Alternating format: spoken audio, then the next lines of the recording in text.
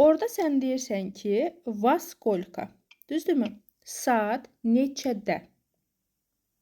Во сколько. Saat neçədə? Aha. Do скольки. Do qoşması varsa, deməli mütləq şəkildə sənin cümlənin sonu kimi tərcümə olunacaq, düzdürmü?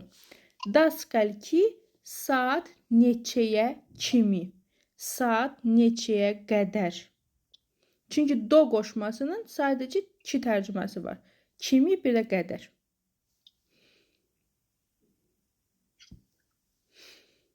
Aha.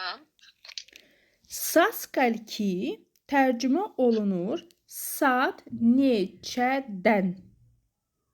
Saat neçədən? Yəni saat neçədən başlayaraq, düzdürmü? Bəli. Через сколько neçə müddətdən sonra.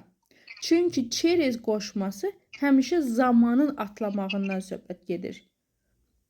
Bir saatdan sonra, bir həftədən sonra, bir ildən sonra, bir aydan sonra və s. və ilaxır.